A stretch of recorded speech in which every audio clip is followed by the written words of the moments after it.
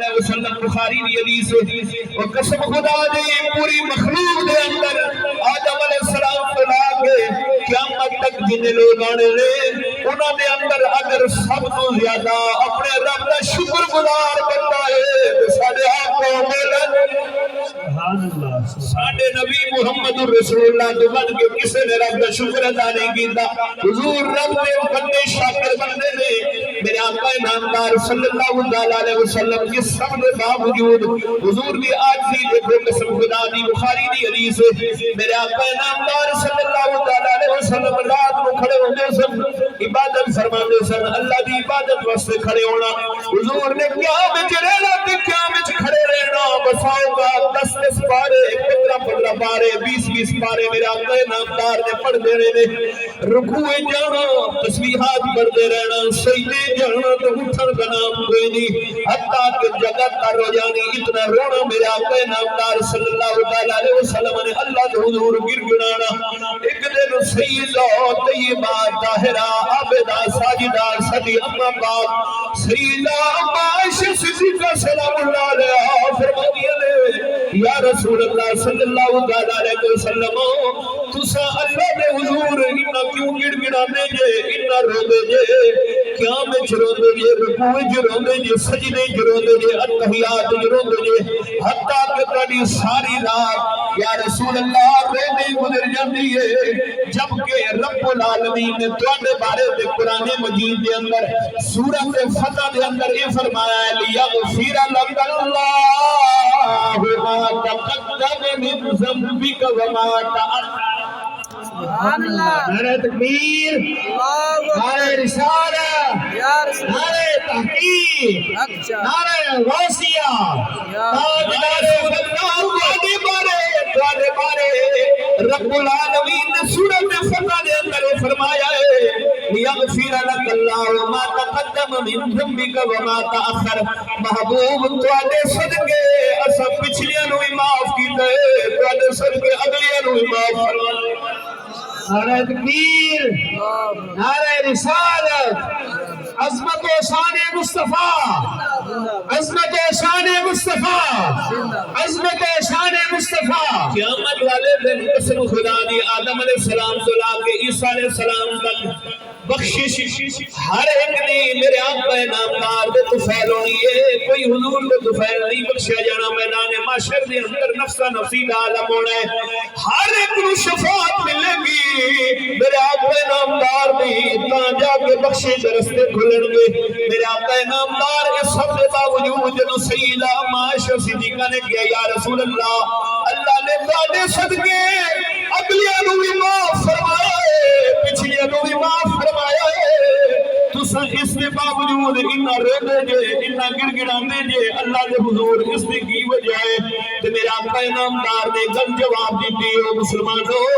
یہ ساڑھے واسطے یہ اسوہ حسن ہے یہ تعلیم بھی ہے کہ مسلمانوں تسا انہی شکر گزار بندہ بن رہے میرے آقا نامدار نے سیدہ اما عائشہ نو فرمایا عائشہ میرے رب نے میرے اوپر انہیں انعامات کیتے نے افلا اکون عبد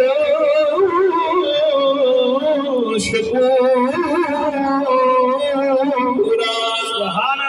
سبحان اللہ یا عائشہ میرے اوپر رب نے انہیں انعامات کیتے نے جدو رب نے مینوں انہیاں نعمتاں عطا فرمائیاں نے میرے صدقے میرے پہلے والے نوں بھی بخشیا ہے تے بعد والے نوں بھی بخشیا ہے عائشہ میں رودا تاواں تاکہ میں اپنے رب دا شکر گزار بندہ بن جاواں سبحان اللہ حضور انہیں شکر گزار بنے حضور رو میں میرے رب دی میرے تے نعمتاں دے شکر ادا کر